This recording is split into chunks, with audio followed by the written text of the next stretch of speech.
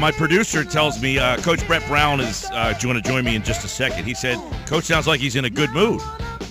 I said, I guess so. He's getting a lot of good news. It's going to be a good camp. As Sixers head coach Brett Brown joins me right now to kick off today's show on the Sports Bash 97.3 ESPN. Coach, how are you? I'm doing great, Mike. How are you? My producer said, Coach sounds like he's in a very positive, good mood right now. And I said, he's got a lot to be very positive about. You got to see a couple of your new toys at the Olympics and continued good news about the health of some of your guys. Well, and that is all true. I think we've had a very strong summer of staying very close in touch with our players, making sure that all of them are doing well, that their development, their individual development, their fitness space is pointing in the direction that we want. So apart from, watching Dario play in the Olympic Games and Sergio play in the Olympic Games, I feel like the recent news, with Joel's progress and the other pieces of the program, I just feel very connected with this group, and I think that we are on track. Coach, Brett Brown is with us, and, you mentioned Joel, and there's been a lot of people are talking about his health, and it sounds like you're feeling pretty confident. And, you were asked on a couple of different recent interviews about him. It sounds as if you are 100% anticipating that he'll play in a preseason game. He is on track to do that. He most definitely is on track to do that. There have been no red flags to date. He's had a strong summer. I think that everybody, if you're hearing me say anything, is hear this, that his level of professionalism, his commitment to the organization, to the city, trying to do whatever he can do to make sure that it's a daily discipline and a daily routine that you have to have in order to tackle this injury and make sure that everything is on track. He's been A+ there. He's been excellent. And so all of those things, allow me to say with great confidence that he is on track to be able to play in a preseason game. That would be interesting. I find it interesting, by the way, the Sixers' 17th Annual Beach Bash. Jack's plays in Avalon Saturday. We'll be live there from 3 to 5, and that Joel will be there. He is scheduled to be there. I think that's a pretty good indication that people feel confident that he is now being a part of some of your events. And that is true. And in previous years, because some of it was just the reality that he wasn't going to be playing basketball.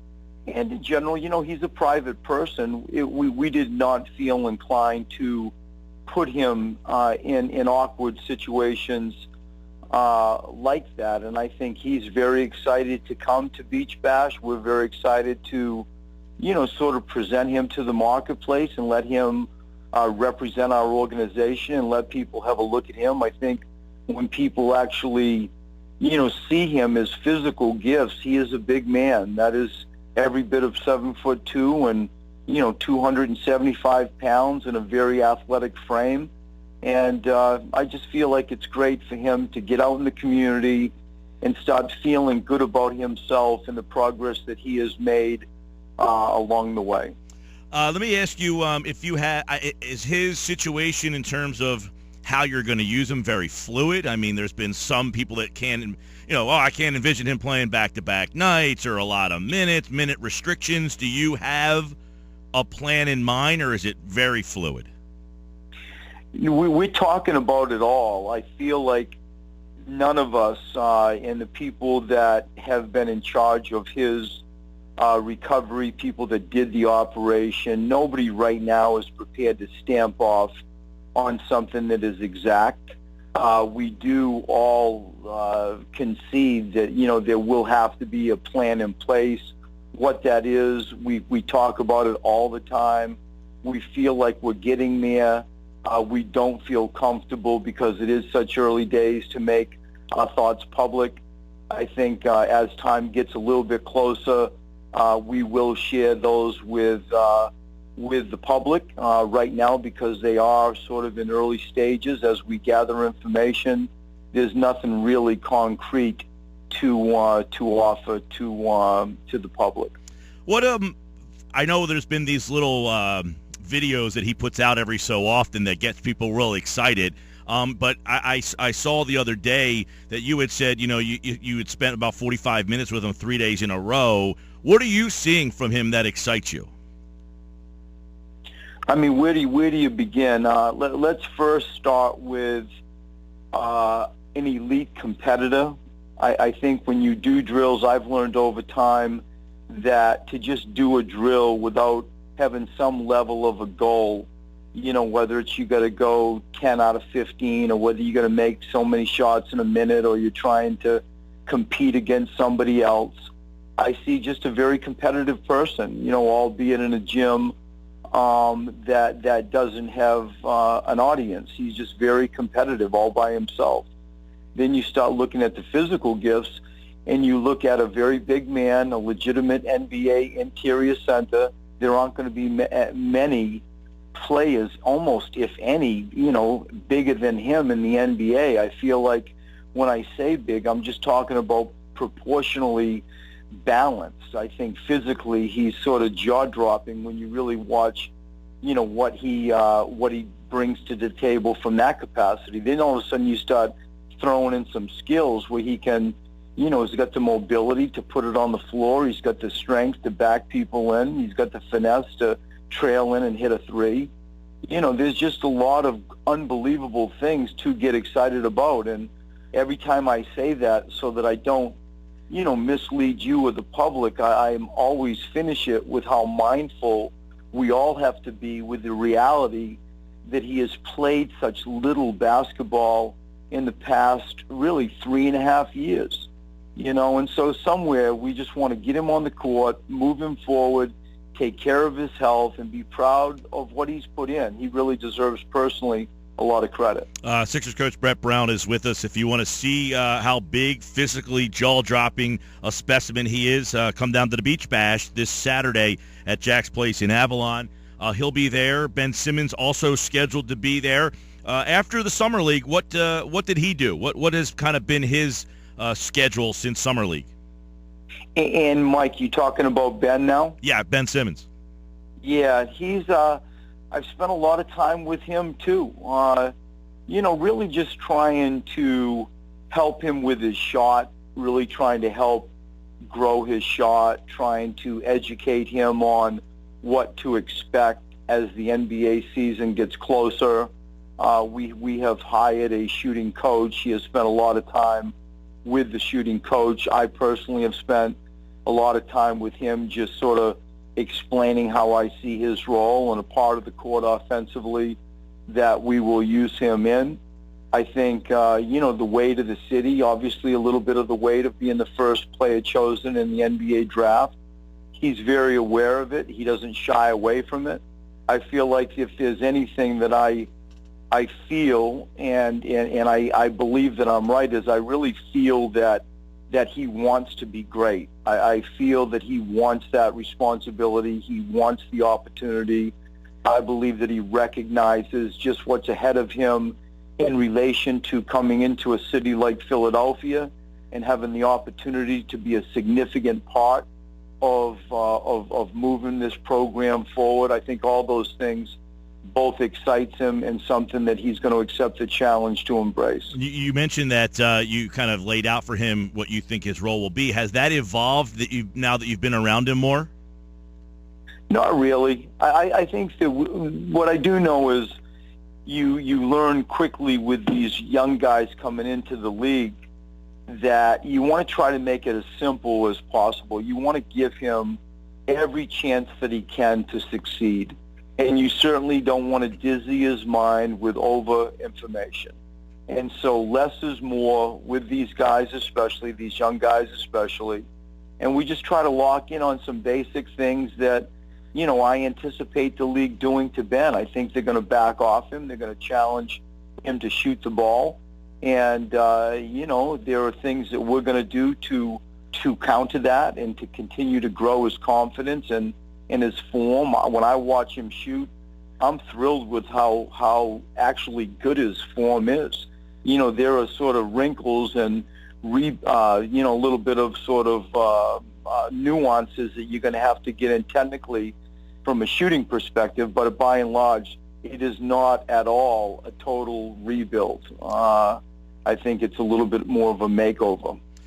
Coach, what did you take from seeing Dario at the Olympics? I mean, how much of that can you say, wow, he did stuff I didn't really know, or there's some things here we need to work on? How much of what you saw in Rio can you really use with your understanding of him as a player? Because I followed him so closely since we drafted him, and you projected out what you thought were either going to be his problems, areas of his game that he would struggle with if he didn't fix it when he came to the NBA, and also areas that he already did back then well. And the areas that I felt like he did well, he's always been an elite passer. I think that his understanding of the game is very elite. Although he only turned just 22 a month or so ago, his basketball experience far exceeds that. He's played in EuroLeague basketball. He's played in one of the great professional leagues in the world in Turkey. He's now coming out of an Olympic Games experience. From a basketball experience standpoint, those are equal to many, many years, albeit at age 22. And so I feel like his experience, his passing, has all gotten better. I think that his body, as I've watched him get older, he is now, I feel, more athletic. I think that he is cut up. When you look at him, I would be surprised if his skin fold, his body fat weight isn't as low as it's ever been. I think his fitness looks excellent. I feel like his shot has improved, which is the area that I challenged him on the most when we first drafted him. Is he going to be able to stretch the floor as a stretch four? I think he's done that. So all over the place, like I just can't wait to see him. He's highly competitive, and I think he's going to be great for our program. Coach Brown is with us, 76ers. Obviously you've got a lot of talent that people are excited about, yourself included, but it's still hard to win in this league night to night with that much youth. How do you balance having so much talent, but maybe not the results that they're accustomed to as a group? I think you're going to go back to making sure that what we're teaching is getting these guys better. I still feel like that rules the day, is how do you grow our guys. And it's more than just on the court stuff. It's all over the place, because the abundance of youth, the abundance of bigs, there's some challenges there, and so be it. That's going to be my job to get the most out of them and put them in the right positions to find success. I think that all of us understand that it, like you just said, Mike, this is not a video game. This is the NBA. Right. It's they're 20 years old, albeit decorated 20-year-olds, and 20-year-olds I think will be around for a while, and some maybe have a chance to be great NBA players, and I don't use that word lightly. But the evolution of that and how we move them forward and navigate this year, it's a challenge, and it's a challenge that I'm just thrilled to accept. It's far different than the teams that we've had in the past. Coach, obviously two guys, it sounds like they're veterans. One's in his second year, Jaleel, and the other one is Nerlens. Have you had a lot of interaction with them this offseason? We haven't heard much about them other than their names possibly being in some trade rumors, but other than that, have they been around? Have you been in contact with those two? All the time. There's nobody on the team that I don't stay in constant contact with. I think it's one of the privileges of coaching basketball teams, where you have 14, 15 guys that make it manageable. I think if I were an NFL coach and, you had to go get that volume of players and understand people's families and children and wives, that's a challenge. It's one of the things that I really like coaching this small a number, where you can find ways to truly help them. You can dig into what really makes them tick, the things that are going on in their life. And all my guys I've been able to do that with. It's a little bit easier because, most of them aren't married or have children with the ages that they're at. but Nerlens and Jaleel are no different. They both have had excellent summers. They are committed to their fitness. They understand completely, the rumors and speculation. It's all part of it. Nobody hides from it. We embrace it.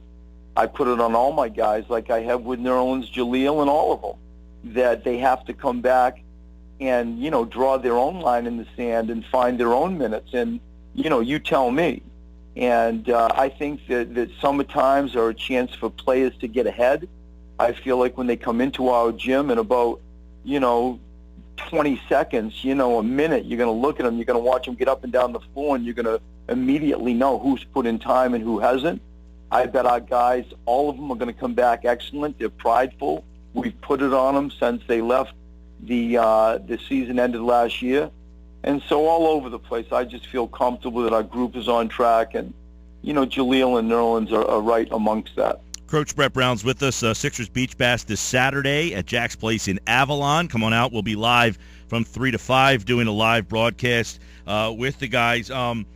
Also, you guys will be at Stockton the 27th to the 30th, which I guess means that the building will not be ready when you hoped it would be, but I guess it's coming along. But you'll be back down here again. Is that accurate?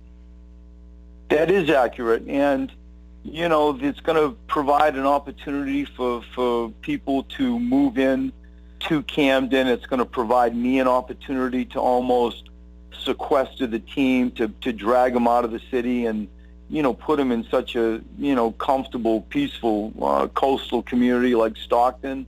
We've been down there. We're very familiar with the flow of what a day would look like at training camp. I think Stockton College has been just fantastically professional and affords us the resources we need to run a professional camp.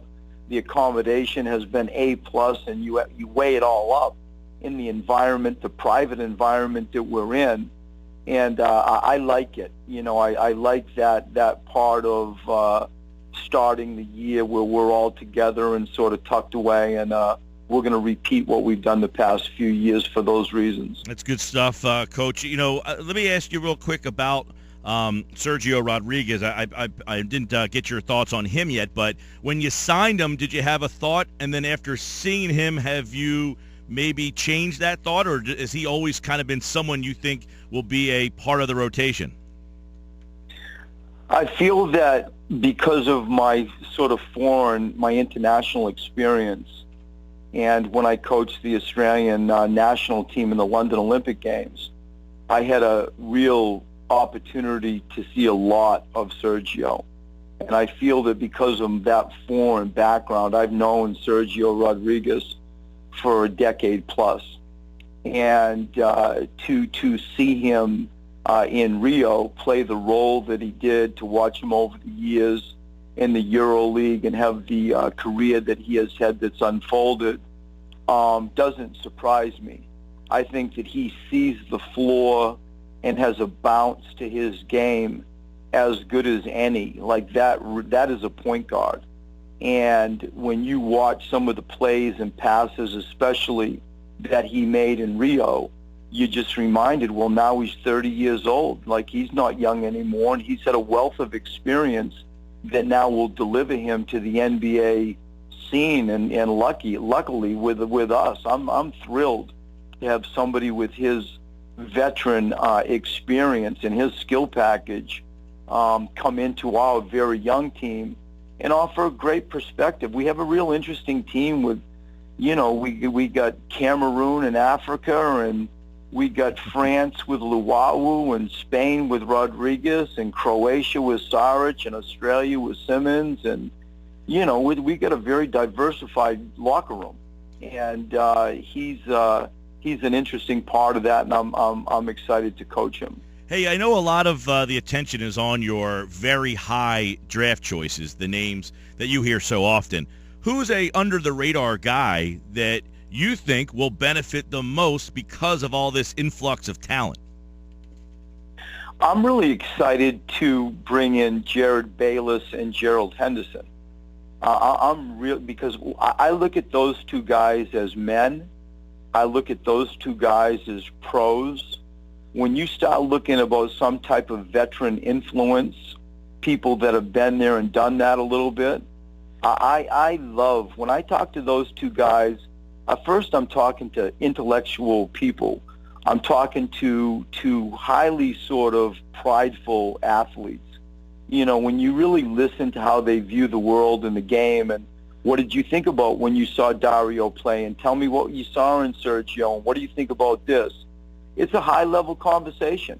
And I think that both of those guys are excited to come into our young team. I've put it on them with the expectations that I have in relation to professionalism and leadership. I'm going to count on those guys. They're going to be in a locker room that's extremely different than anyone they've ever been in. And I don't know. I feel like those two guys are going to end up being significant type of glue guys, example guys, where our young guys can look at a routine and habits and all that. I'm excited to get those guys. Oftentimes I don't speak much about those two, but with the question that you just asked, they're easy to bring up. That's good stuff because, again, you're right. You don't get to talk about them much because everybody wants to know about Joel and Ben and Jaleel and Nerlens. They're all very high draft choices, talented guy. Dario. Right now, how different is it for Coach Brown? How is this different for you entering your fourth year with what you have now? You know what? It's different only, and this is a big difference. It's different in that you look at a depth chart and you recognize that we have people that have a chance to be here for a while. We both just admitted the youth of the team presents challenges, obvious challenges, but good challenges. I think the thing that I'm feeling more than anything outside of the admittance that, you're looking at some talented, inexperienced young guys, but talented is the word that we should hear. The thing I feel more than anything is these players will be absorbed by a system of coaches that I've been able to hold on to and grow, and I feel like, the sports science side of stuff, the development side of stuff, how we run day-to-day stuff, just the routine of a normal day in 76 of practice life, from video and preparation and strength and conditioning. I've got good people around me that we've been able to build, even through these losing years. The infrastructure, I think, is solid. So now that we have that base, I think that it can absorb talent and let it fit into a system and a culture and continue to grow it that way. For all those reasons, I get excited to get into a new building in Camden. We have a new home. We got a new team. But the system that we've been building over 3 years, it excites me as much as any of it. Coach, last one for you. We talked about Okafor, Noel. Do you anticipate that both of them will be with you at camp? Yes, I do, and I'm excited for that. Well, good stuff. Well, now the challenge is working them all together, and that should be something very Rubik's Cube-esque for you to figure out, but that's what they pay you the big bucks for.